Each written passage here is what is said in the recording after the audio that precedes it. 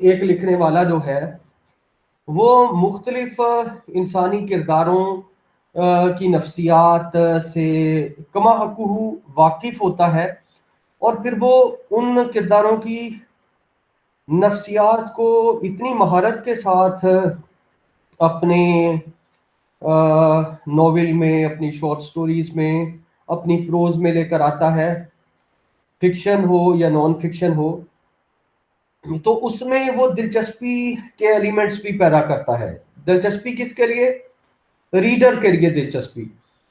اگر ایک لکھنے والے کی تحریر کیپچر نہیں کرتی ریڈر کو، ریڈر کو اکتاہٹ کا شکار کر دیتی ہے، تو قاری کو یا قارئین کو اس کی تحریر سے کیا دلچسپی یا کیا مطلب؟ جب کردار جو ہے وہ ہر عمر کے کرداروں کی نفسیات کا ادراک رکھتا ہے، تو پھر ان کی نفسیات کو اس مہارت کے ساتھ، اس ہنر مندی کے ساتھ اپنی تحریر میں لے کر آتا ہے کہ ریڈر کو گرفت میں لے لیتا ہے، ریڈر کو کیپچر کر لیتا ہے۔ ریڈر جو ہے ان کرداروں کے ساتھ، ریڈر کی ایک نفسیاتی جڑت قائم ہو جاتی ہے، اور واٹ ٹو نیکسٹ، یہ جو ایلیمنٹ ہے یہ بھی پھر ریڈر کے شعور میں کہیں نہ کہیں تجسس کو پیدا کرتا ہے کہ بھئی آگے کیا ہونے والا ہے۔ تو وہ پھر جو ہے وہ آگے کیا ہونے والا ہے اس کی طرف جو ہے وہ دھیان اس کا جاتا ہے، وہ اس کی طرف جو ہے وہ دیکھتا ہے، سوچتا ہے کہ بھئی آگے کیا ہوگا۔ تو ظاہر ہے یہ بھی بہت ساری جو خوبیاں ہوتی ہیں ایک لکھنے والے کی، یا بہت سارے اوصاف ہوتے ہیں ایک لکھنے والے کے، ان میں سے ایک وصف یہ بھی ہوتا ہے کہ وہ تجسس اپنی، جب اس کے پلاٹ بلڈ اپ، اپنے پلاٹ کو بلڈ اپ کر رہا ہوتا ہے، کہانی کو کنسٹرکٹ کر رہا ہوتا ہے، کہانی ارتقاء کے زینے طے کر کے جا رہی ہوتی ہے، یعنی کہانی کا ارتقاء ہو رہا ہوتا ہے، تو پھر آگے کیا ہوگا، یا آگے کیا ہو سکتا ہے، یا آگے کیا ہو سکے گا، یعنی یہ جو زندگی کے امکانات ہیں، آگے یہ بھی ہو سکتا ہے، آگے یہ بھی ہو سکتا ہے، ایک ریڈر رسپونڈ کر رہا ہوتا ہے، ریڈر اپنے مائنڈ میں سوچ رہا ہوتا ہے، اور رائٹر جو ہے وہ جو لکھ رہا ہوتا ہے وہ زندگی کے امکانات کو کس طرح سے دکھاتا ہے، یہ آگے کیا ہو سکتا ہے، یہ آگے کیا ہو سکے گا۔ یہ سارے ایلیمنٹس جو ہیں ایک اچھے رائٹر کے یہاں جو ہے وہ دیکھنے کو ملتے ہیں۔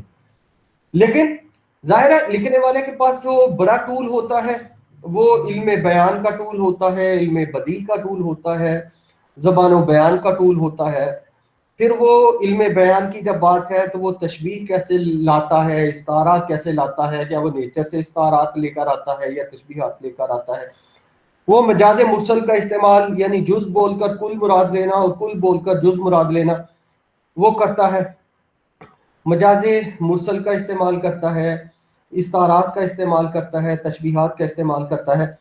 تو ہمارے جو پیش نظر لوازمہ ہے، ہمارا جو ناول ہے، جو ماڈرن پروز، یعنی ایک طرف تو کلاسیکی نثر ہے تو دوسری طرف ماڈرن پروز ہے، تو ماڈرن پروز کے بھی کئی اسٹائل ہیں، کئی اسلوب ہیں۔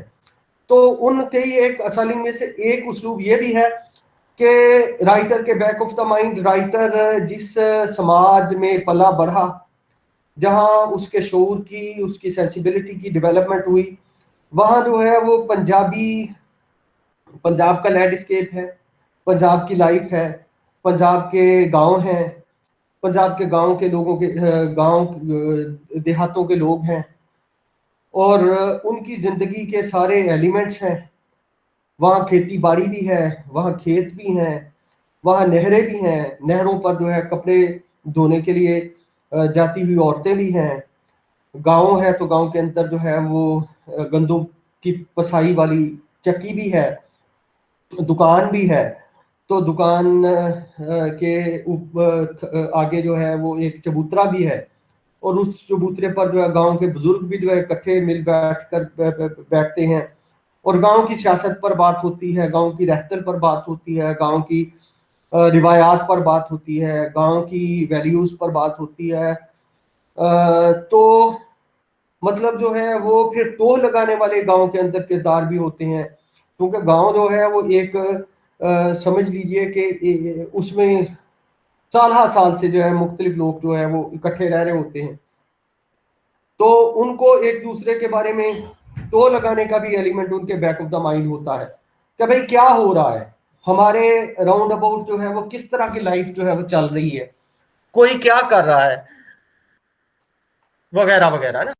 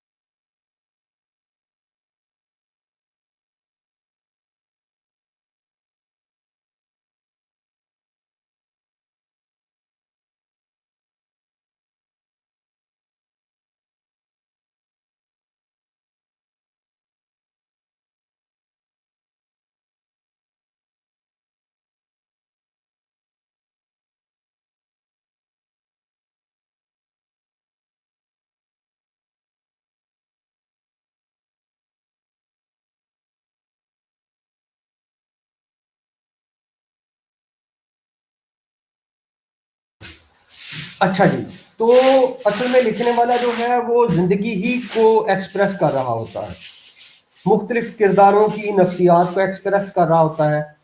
मतलब एक कैरेक्टर जो जस्सा है या जस्सू है, उसकी नफ्सियात क्या है, फिर बजनू की नफ्सियात क्या है, फिर बग्गा की नफ्सियात क्या है, यानी मुख्तलिफ किरदारों की नफ्सियात, फिर चनन की नफ्सियात क्या है, फिर लाला जी बलमुकंद की नफ्सियात क्या है, जेली किरदारों की नफ्सियात क्या है, राम प्यारी की नफ्सियात क्या है, ठीक है, तो मंगल की नफ्सियात क्या है। अच्छा, फिर जो किरदार जिस कल्चर से उसका ताल्लुक है, उस किरदार उस किरदार उस किरदार की नफ्सियात भी वैसी ही है और बोलने का अंदाज भी वैसा ही है। और जो अच्छा लिखने वाला होता है वो क्या करता है कि वो जिस तरह का किरदार होता है वो उसी तरह की जबान का इस्तेमाल करता है, वो खुद नहीं बोलता, उसके किरदार बात करते हैं। मसलन मंगल का किरदार है तो एक जेली किरदार है, जो नोवेल का प्रोटैगनिस्ट है जो नोवेल का प्रोटैगनिस्ट है जो नोवेल का प्रोटैगनिस्ट है उसका मरकजी किरदार होता है, आपको मालूम है। अच्छा, फिर हर किरदार की अपनी एक नफ्सियात होती है, मतलब कहीं वो फियर के डर से कुछ जो है वो नहीं कर रहा होता, मतलब मुख्तलिफ जो है उस पर कहीं चेक लगे होते हैं, वो इस वजह से बहुत सारे काम नहीं कर रहा होता। अच्छा, अब आप देखें, मिठाई खा लेने के बावजूद जस्से की भूख यूं की तू मौजूद थी, उसने एक मुट्ठी भूरा खांड दही के कटोरे में डाली, उसने उसे उंगली से हिलाया और जल्दी जल्दी रोटी खाने लगा। बुआ ने लाड से पूछा, क्यों रे जस्से, आज शाम को मेरे साथ चलेगा? कहाँ बुआ?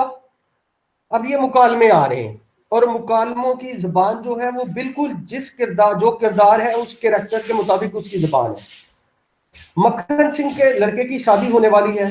अब ये देखिए, गांव की रहचल आ गई, गांव की रिवायात आ गई, यानी उनकी वैल्यूज आ गई, रस्मो रिवाज आ गए। मक्खन सिंह के लड़के की शादी होने वाली है, आजकल उनके घर में हर रात ढोलक बजाई जाती है। अब ढोलक बजाए जाना जो है गांव की लाइफ में, ये वहाँ की जो है एक वहाँ के कल्चर का हिस्सा है, या वहाँ की जो रस्में हैं उसका हिस्सा है, और शादी के गीत गाए जाते हैं।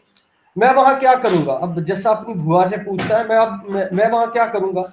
अरे वहाँ तेरी उम्र के लड़के और लड़कियां आएंगी, तुम उनके साथ खेलते रहना, वहीं पर खाने को दो रोटियां भी मिल जाएंगी। घर पर रहकर क्या करेगा? ज्यादा से ज्यादा चाचे की झिड़कियां खाएगा। जैसा जैसा चाचे की झिड़कियां खाने के मूड में नहीं था, वो फौरन ही बुआ के साथ जाने को तैयार हो गया, लेकिन उसे चाचा की भी फिक्र थी। पूछा, अगर चाचे ने मना कर दिया तो? चाचा मना कैसे करेगा, तू तो मेरा लाडला है, उस मूर्ख को तुझसे इतना प्यार तो नहीं है कि वो तुझे अपनी आंखों के सामने रखना चाहेगा।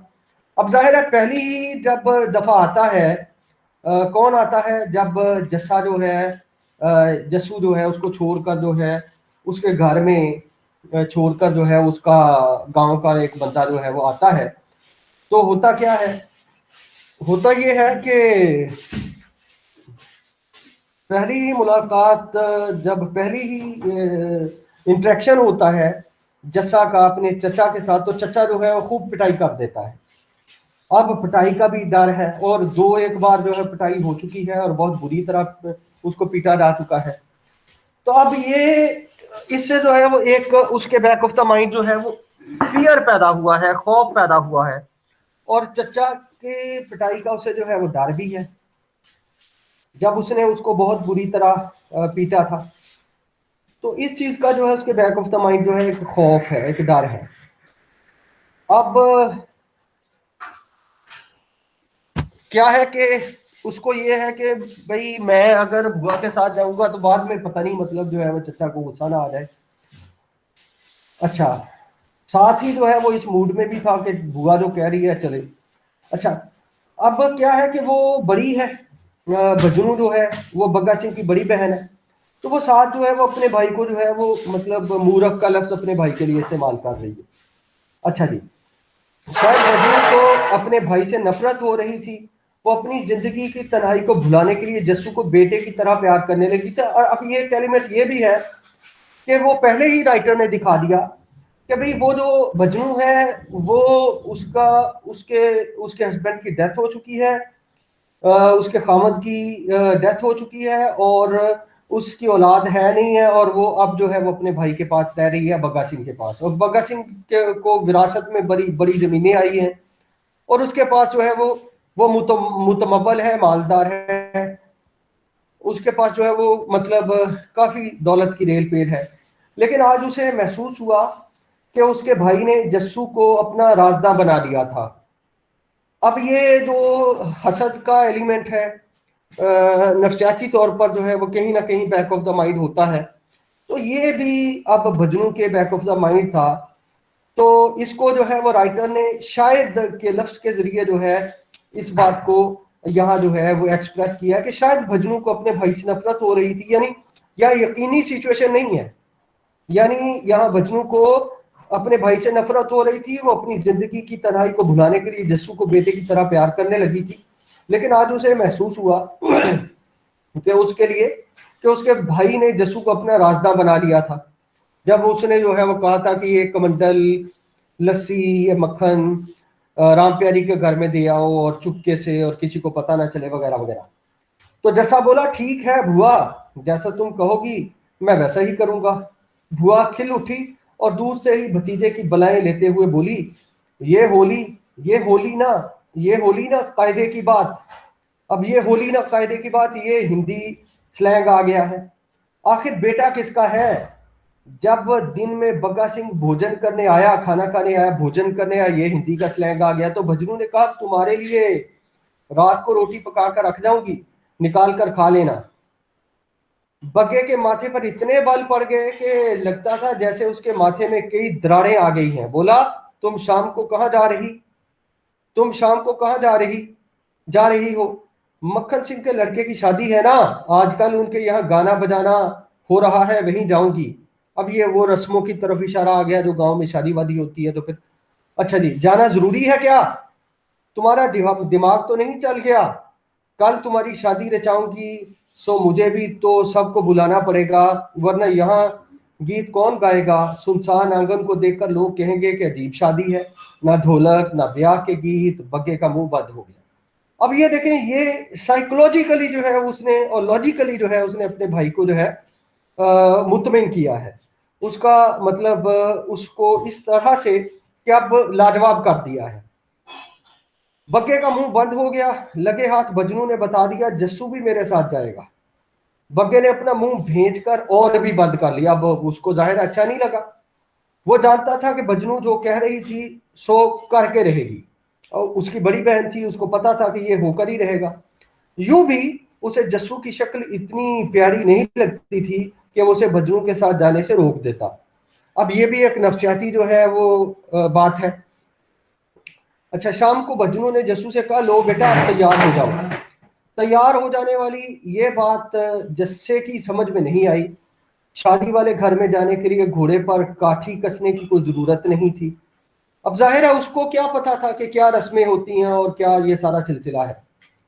तो हुआ क्या कि उसने कहा जी क्या लेडी तैयार हो जाए। अब जाहिर है उसको पता नहीं था, शादी वाले घर में जाने के लिए घोड़े पर काठी कसने की कोई जरूरत नहीं थी, बस उन्हें जूं का तूं चल देना था। जैसा यही समझे बैठा था, लेकिन उसकी भुआ का इरादा कुछ और था। उमूमन जैसा एक कुर्ता और एक कचहरा पहना करता था। अब जो जो जैसे कि रूटीन की का पहनावा था उसकी तरफ इशारा है, और जाहिर है पहनावा भी कल्चर का हिस्सा होता है। तो सर पर पगड़ी बहुत कम बांधता था। चीथड़ा नुमा भुआ का पुराना दुपट्टा पगड़ी के तौर पर सर पर लपेट लेता। आपको मालूम है कि सिख जो है वो सर पर जो है वो पगड़ी बांधते हैं, लेकिन वो अभी बच्चा था तो वो मतलब एक पुराना कपड़ा पगड़ी के तौर पर लपेट लेता था। ये सारा वो कल्चर है उमूमन। अच्छा, फिर जहां नफ्सियात की बात है तो नफ्सियात तो कमोबेश पूरी दुनिया के इंसानों की नफ्सियात एक ही तरह की बहुत सारे मामलात में होती है। उमूमन वो नंगे सर ही रहता, उसके जूड़े पर रंगीन फुंदने वाली जारी कसकर बंधी रहती थी। लगता है कि आज बुआ उसे इंसान का बच्चा बनाने पर तुली हुई थी। मतलब जो है उसे नहलाने दोहलाने के नहाएगा धोएगा और फिर जो है वो अच्छे कपड़े पहनेगा, साफ सुथरे कपड़े पहनेगा, और मतलब किसी दूसरे के घर में जा रहा है तो पता चलेगा कि भाई वो अपने भतीजे को तैयार करके लाई है। उसने अपने हाथ से जस्सू के लिए खद्दर का एक पजामा तैयार किया था। वो उसके लिए घटिया मलमल की एक पगड़ी भी खरीद लाई थी, जिसे उसने नीले रंग में रंग दिया था। जाहिर है अब घटिया मलमल क्यों, कि उसके पास जो है जो पैसे वैसे होंगे वो इतने ही होंगे, इसलिए यहाँ घटिया मलमल की एक पगड़ी भी खरीद लाई थी, जिसे उसने नीले रंग में रंग दिया था। धुली हुई कमीज कमीज की तह जमाकर पाजामे पर रख दी गई थी। तुर्रा के जस्सू के लिए देसी जूता भी तैयार हो चुका था। जब जस्से ने यह सारा सामान देखा तो उसके दिल में गुदगुदी सी होने लगी। आम लड़कों की तरह उसे भी अच्छे कपड़े पहनने का शौक था। उसने कभी इस बात की ख्वाहिश जाहिर नहीं की। बजनू उसके चेहरे को टिकटिकी बांध कर देखती रही, लेकिन लड़के का चेहरा नए जूते के चमड़े की तरह था, कड़ा और जज्बात से आ रही। अब अंदर उसको खुशी थी, लेकिन लेकिन जिस बेसब्री से उसने जूते की तरफ पांव बढ़ाया, उससे उसके मन की बेसब्री का पता चलता था। अब यहाँ जो है वो साइकोलॉजिकली कि एक बंदे को कभी पेट भर कर खाना ना मिला हो, अच्छा खाना ना मिला हो, तो अगर उसके सामने अच्छा खाना आ जाए तो वो पेट भर कर खाएगा और रूटीन से ज्यादा खाएगा। अब उसने जो है पहली दफा जो है वो देखा इतने अरसे के बाद कि अच्छे कपड़े उसको मिल रहे हैं, तो उसके मन में जो है बेसब्री का पता चलता था, यानी उसके दिल से बेसब्री का अंदाजा जो है वो लगाया जा सकता था। यह यकायक उसने पांव पीछे हटाकर जूता हाथ में उठा लिया। काफी खूबसूरत बना हुआ था, पत्थर की तरह भारी और सख्त था। जूते की नोक से एक लंबी सी चमड़े की मूंछ ऊपर को उठकर पीछे की तरफ घूम गई थी। अब ये जिस तरह के जूते होते हैं और जिस तरह का स्टाइल होता है गांव का, और पूरा वो जो है ना मतलब पूरी तैयारी का एक जो है वो मंजर था। बजनू लाट से उसकी पीठ पर हाथ फेरते हुए बोली, बेटे पहले पजामा पहन लो, मैल के मारे इस कच्चे को उतार कर कोने में डाल दो, मैं इसे साबुन में उबाल कर धो डालूंगी। जैसे ने चुपचाप नया पजामा और धुला हुआ कुर्ता उठाया और भीतर वाले कमरे में चला गया। थोड़ी देर बाद वो बाहर निकला तो उसे देखकर बुआ का मन खुद खुद हो उठा। उसने पगड़ी संभालते हुए कहा, आज तुझे मैं पगड़ी बांधूंगी तो बिल्कुल देहातियों की तरह पगड़ी को अबड़ खबड़ सर पर लपेट लेता है। तू बिल्कुल देहातियों की तरह पगड़ी को अब्बड़ खबड़ सर पर लपेट लेता है। पगड़ी ऐसी होनी चाहिए जैसे कि गुरुद्वारे के ग्रंथी जी बांधते हैं। अब उसको जो है वो बहुत मतलब जो है समझ लें कि जो गुरुद्वारे का ग्रंथी होता है एक रिलीजियस पर्सन होता है, और उसको जो है वो मतलब एक लिहाज से जो है उसको गांव में एक रिलीजियस हवाले से जो है اس کو ایک عزت کی جگہ جو ہے وہ دی جاتی ہے. تو اب یہاں جو ہے یہ تشبیہ جو ہے وہ آئی، وہ لے کر آیا ہے، سملی لے کر آیا ہے رائٹر کہ بھی تمہاری پگڑی جو ہے وہ دیہاتیوں کی طرح نہیں ہونی چاہیے، گردوارے کے گرنتھی جی کی طرح ہونی چاہیے، یعنی اسے جو ہے سوفسٹیکیٹڈ لگنا چاہیے. تو بھی اسی طرح پگڑی باندھنا سیکھ لے. بجنو نے جما جما کر پگڑی باندھ دی. جسے نے شیشے میں جھانک کر دیکھا تو سچ مچ ہی پگڑی بڑے ٹھسے کی نظر آ رہی تھی. اس کی بائیں آنکھ اور کنپٹی کی سیدھ میں پگڑی کے اوپر چھوٹا سا شملہ مرغے کی کلگی کی طرح دکھائی دے رہا تھا. اب یہ سیملیز جو لے کر آتا ہے رائٹر، یہ نیچر سے لے کر آتا ہے. اب یہاں تشبیہ کا استعمال کیا گیا ہے، سملی کا استعمال کیا گیا ہے کہ اس کی بائیں آنکھ اور کنپٹی کی سیدھ میں پگڑی کے اوپر چھوٹا سا شملہ مرغے کی کلگی کی طرح دکھائی دے رہا تھا. اچھا، گدی کے نیچے سے ایک لمبا سا شملہ نکل کر دائیں کندھے سے ہوتا ہوا نیچے کو لٹک رہا تھا. اب یہ جو جزیات نکالی ہے رائٹر کی، اس پر اس کو جو ہے وہ بہت ہی باریک بینی کے ساتھ اس کا مشاہدہ ہے، اور وہ بہت ہی کمال سے جو ہے ایک ایک جز کو جو ہے ایکسپریس کرنے کا ہنر رکھتا ہے. جسے نے سوچا کہ چلو یہ تو اچھا ہوا، اس لمبے سے شملے سے وہ اپنی ناک پونچھ لیا کرے گا. مگر پگڑی اتنی کس کر بدی ہوئی تھی کہ جسے کو لگ رہا تھا جیسے اس کا سر لوہے کے شکنجے میں کس گیا ہے. اب کی باری تھی اب جوتوں کی باری تھی. نئے جوتوں میں پاؤں گھسیڑ کر وہ ادھر ادھر ٹہنے لگا. جوتے بڑے بوجھل تھے. ظاہر ہے سب کچھ اس نے پہلی دفعہ کیا تھا. اگر اس کا روٹین کا یہ معمول کا سارا عمل ہوتا تو اس طرح نہ محسوس ہوتا اسے، اور اسے یوں محسوس ہو رہا تھا جیسے اس کے پاؤں کیلوں سے کچے فرش پہ گاڑ دیے گئے ہوں. پہلے جو ہے وہ ننگے پاؤں پھرنے کا عادی تھا، اب جوتے پہنا دیے گئے تھے، جوتے ذرا سخت تھے، تو اس وجہ سے بھی اس کی کیفیت اس طرح کی ہو رہی تھی. اگرچہ اس کے پاؤں بہت سخت تھے پھر بھی ہڈی ماس کے بنے ہوئے تھے، جوتے صرف پتھر تھے. اب یہاں جو ہے وہ پوری جو کیفیت ہے اس کریکٹر پر جو کچھ گزر رہا ہے وہ سارا جو ہے ایکسپریس کر دیا گیا ہے رائٹر کی طرف سے. لیکن رائٹر کہیں بھی خود مداخلت نہیں کرتا، وہ سچویشن خود بتا رہی ہے کہ کس طرح کی سچویشن ہے. بجنو نے اس کی حالت دیکھ کر پوچھا، کیا جوتے کاٹتے ہیں؟ ابھی جسے کو جوتوں کے کاٹنے کی فکر نہیں تھی، اسے پریشانی یہ تھی کہ جوتوں میں لچک نام کو بھی نہیں تھی. بجنو اس کی مصیبت کو سمجھ گئی. وہ سرسوں کے تیل والا بڑا دیا اٹھا لائی اور اس نے جوتوں کو بھیتر سے تیل لگا لگا کر اچھی طرح چپڑ دیا. کہا اب جوتوں میں پاؤں ڈالو. تو اب ظاہر ہے کہ بجنو جو ہے عمر میں بڑی تھی اور اس نے احساس کیا کہ وہ تکلیف میں ہے، اس کی کیفیت کو بھانپ لیا اور پھر اس نے ان جوتوں کو چپڑ دیا اور اس سے ظاہر ہے چمڑے میں نرمی آ گئی. جیسے نے پھر سے جوتے پہنے تو اسے کچھ راحت محسوس ہوئی. کچھ راحت، اب رائٹر نے کچھ راحت جو ہے کا استعمال کیا، یعنی بہت زیادہ اب بھی راحت نہیں اسے محسوس ہوئی، بہرحال کچھ راحت محسوس ہوئی. اس موقع کے لیے بھگا بھی خوب سج دج گئی. اس نے لٹھے کی شلوار نکالی جسے آج ہی نیل میں بھگو کر سکھایا گیا تھا. نیل کا رنگ ضرورت سے کچھ زیادہ ہی گہرا ہو گیا تھا. وہ ایک سا بھی تو نہیں لگا تھا، کہیں گہرے دھبے تھے اور کہیں بڑا ہلکا رنگ تھا. لیکن اس سے کیا ہوتا ہے، شلوار تھی تو لٹھے کی. دوپٹے کے اوپر بجنو نے اپنی پرانی پھلکاری اوڑھ لی. اس طرح سج دج کر بھگا اور بھتیجا گھر کے باہر نکلے. جوتوں کی وجہ سے جسو ٹھیک سے چل بھی نہیں پا رہا تھا. اسے یوں محسوس ہو رہا تھا جیسے اس کی ٹانگیں لکڑی کی طرح ہو گئی ہیں. وہ ہر قدم تول کر رکھ رہا تھا جیسے اسے لڑکھڑا کر گر جانے کا خوف ہو. اس طویلے کے احاطے میں کھڑے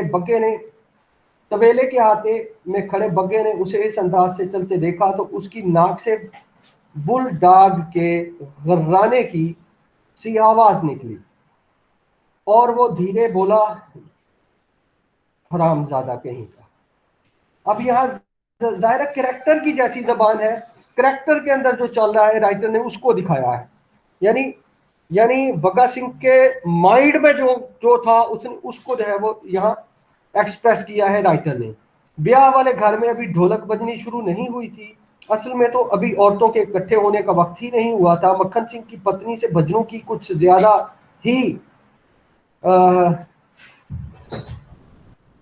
بنتی تھی، اس لیے मक्खन सिंह की पत्नी से भजनू की कुछ ज्यादा ही बनती थी, इसलिए उसने उसे जल्दी आने को कह दिया था।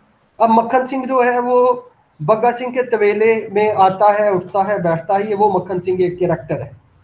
मक्खन सिंह की पत्नी ने भजनू को खुश करने के लिए जस्सू पर कुछ ज्यादा ही लाड दिखाया।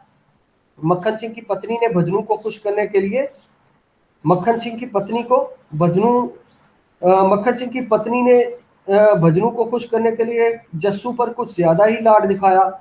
फिर वो भीतर भीतर गई और दो मुठियां भर नुगद्दी ले आई। बेसन की मोटी सवैयों पर खांड चढ़ाकर नुगद्दी बनाई जाती थी। अब नुगद्दी क्या है? बेसन पर जो है वो चीनी चढ़ाकर जो है वो बनाई जाती थी।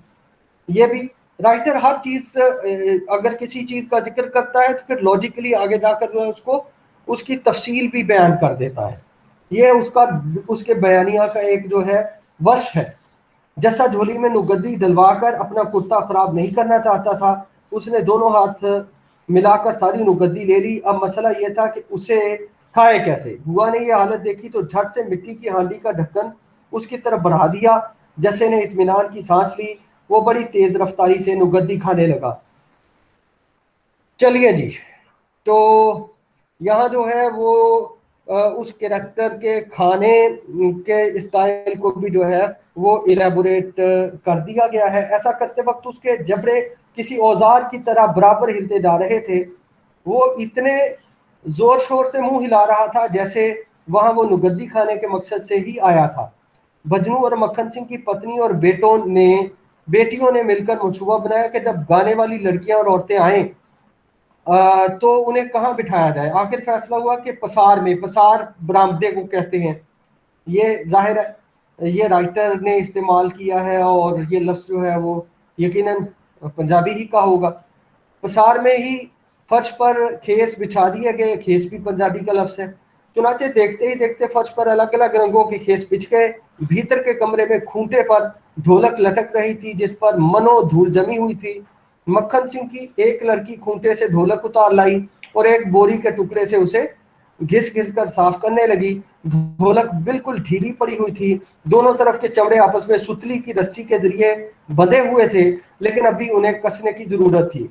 छोटी बहन रस्सियों में पड़े हुए लोहे के छल्लों को कसने लगी तो बड़ी बहन ने टोक कर कहा, ठहरो, ये काम बिल्लो करेगी। तुम बिल्कुल अनाड़ी हो, कहीं कोई और गड़बड़ न कर देना।